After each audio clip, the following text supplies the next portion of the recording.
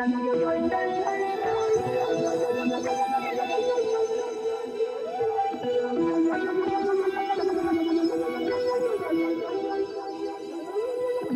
up, everybody? It's CMP with Craftmaster Productions and Studio One Tutorials.com. Don't forget to stop by Studio One Tutorials and get your membership. It is 50 cents a day. Real quick, I just want to look at this piano piece from the Kodak Black and A Boogie with the Hoodie, Drowning.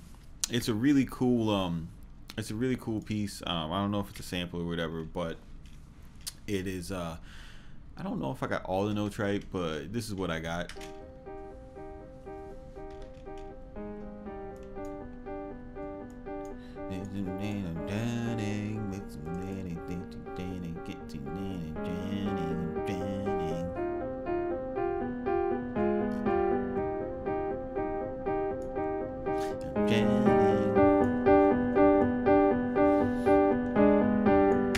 Alright, so we're gonna dive into how to create something like this. Now, as far as the rhythm is concerned, which I see and I hear a lot with with people making beats with their chords and everything, people don't realize that when you're playing chords, especially with the piano, you don't have to play all the notes in the chord at the same time in order to be playing chords. And this is the perfect example, like this first section right here. This is the scale I used to build this was G sharp major, and in G sharp major the C minor chord exists. So you got this guy right now. I know that a lot of people, if they like the sound of this and they were going to use it in the song, that they would do something more like,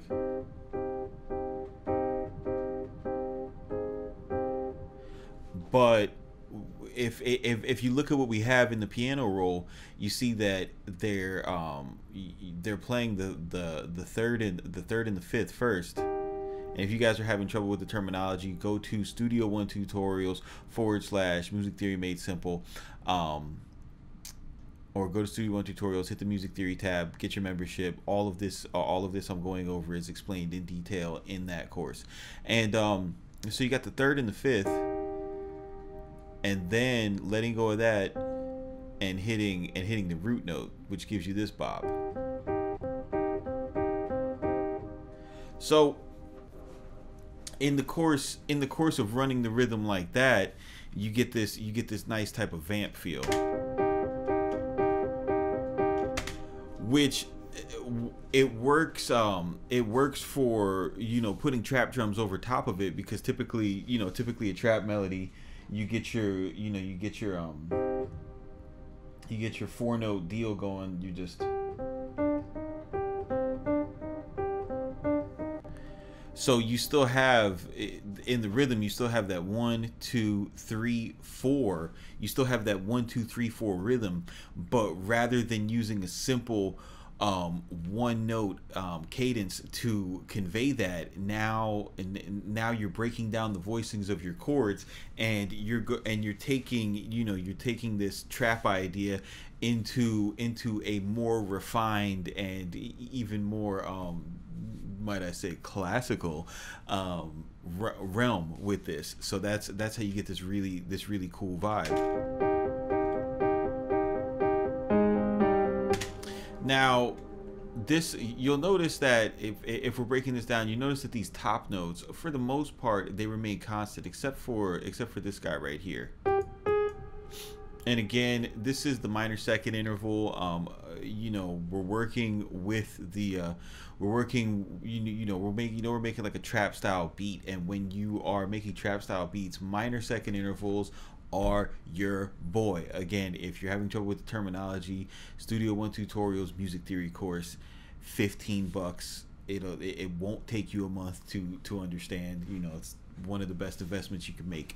So what they're doing is they're taking this top note, and see, if I was after breaking this down and after you guys are seeing this, one method that you could take in order to build something like this, without necessarily without necessarily playing the whole chords at once, if your finger proficiency isn't up to par with playing something like this, the way you could build it out as more of a songwriter, is you could find the fifths of the chords you want to use, so, and then just kind of plot out a rhythm.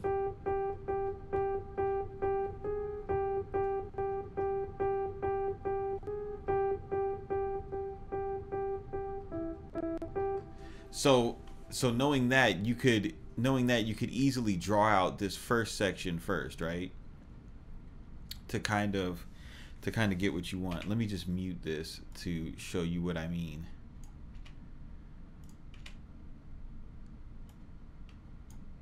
So you could kind of draw out your top notes first.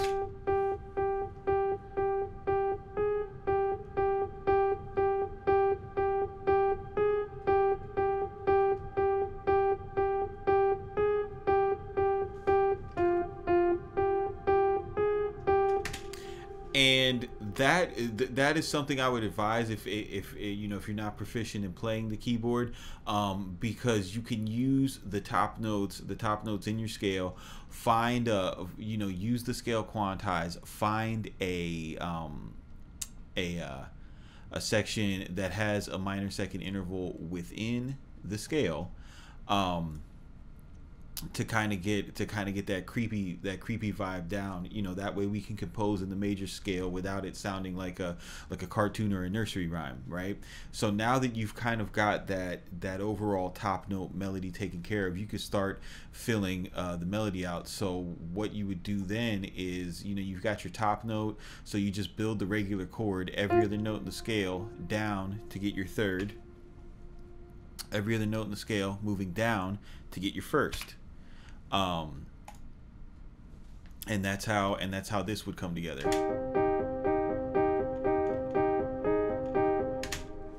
Then just adding a colorful bass note, a colorful bass tone, being able to recognize that that these are the notes that we're using in our in our top note, to create the overall vibe of the track, and take the major scale into a sadder place, because we're using this minor second interval.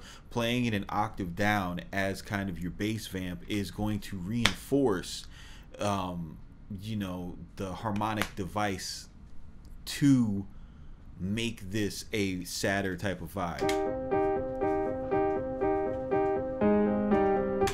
All right, now this is where the shit's gonna get crazy, and this is where you kind of go into like I don't know. I'm gonna call it trap theory right now. So when you're composing trap, and this is just me talking. This isn't a rule or set in stone. But when you go into composing trap, one of the classic type of movements is to take your chord and go up a semitone, and that's what gives you that old school Lex Luger vibe. Metro still uses it. You still hear it in future tracks. A lot of times you'll be moving. It'll be like a Phrygian movement where they're taking the second in the minor scale and flattening it to get another minor second interval. So knowing that you can do that going up, this is where we start to break rules, and it's like, all right, how cool would that sound going down? And how about we just do it with our first and our third, and leave again, because our top line is setting the tone for the track. We don't want to mess with that. So let's see how this lines up as a harmony.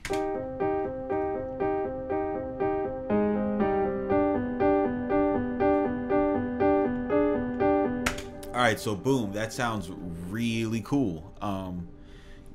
Hold shift and control This would be the you know, this would be like the more old school trap movement,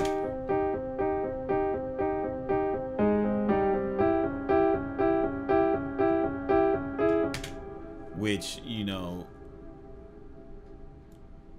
you could use, but it does not sound nearly as cool as this one. So that's kind of something that you want to put in your toolbox, especially when you're trying to experiment with going off scale, and you're composing around a top note melody. Just go ahead and highlight all this, move it down, move both of them down one semitone.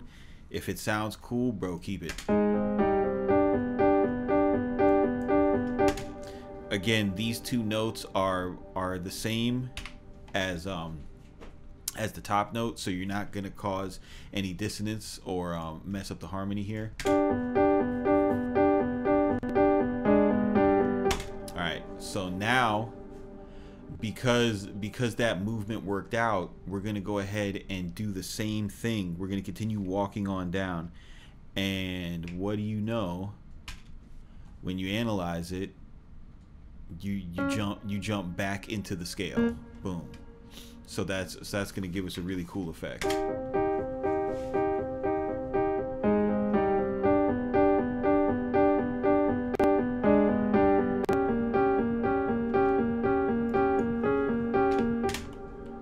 right. And then with these we're returning back to our original chord progression. Oops.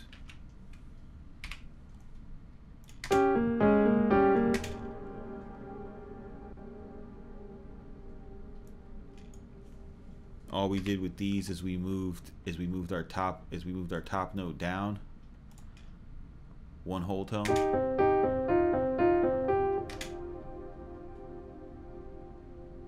And then with these we just opened up the voicing of this chord right here to get this feeling.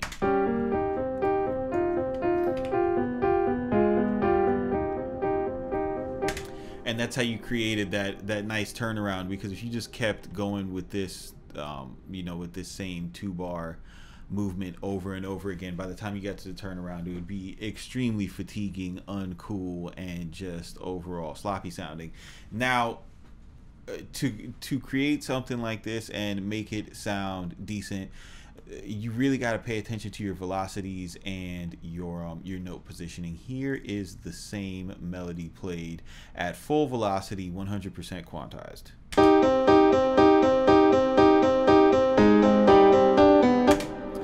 And it sounds like a stupid robot. This, however,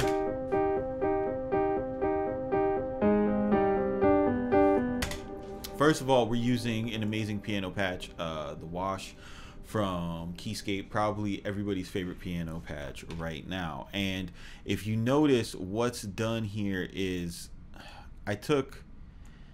what I do is I take my bottom notes, all right, and I make them, if you look, I'll highlight all my bottom notes. My bottom notes here, they are, bottom notes have the most energy. As you move down in the octaves, they take up the most space, and they can also be the muddiest notes as you start to stack instruments. So typically what I like to do is this is a function of mixing that I'm thinking with. I'm not thinking in terms of a player, but I'm making the bottom notes the lowest notes. Then my middle notes,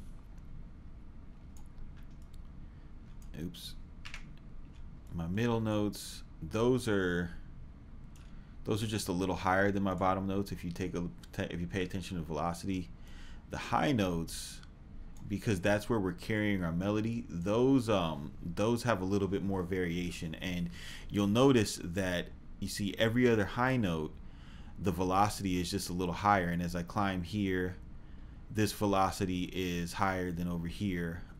It's kind of like an ascension, and this is all the intricate detail work that you need to take into account when you're trying to write a piano part that is, you know, not only convincing from a melodic and harmonious standpoints, but that is also convincing from a velocity standpoint, because that is what is going to give it the groove. If you zoom in and you look, you'll also see that my middle notes, I've went ahead and bumped them off the grid a little bit to because it's two notes being played at the same time. The way that a hand comes down on a keyboard, that you're not going to have the same strike at the same exact time, so that's going to give it an added sense of realism. So to wrap it all up, to compose a piece similar to this, what you're going to want to do is you know, go ahead and jump into a major scale, but use the 4 chord. You know, that'll be a minor chord. Go ahead and start out with that. Play the 3rd and the 5th, vamp down to the 1st.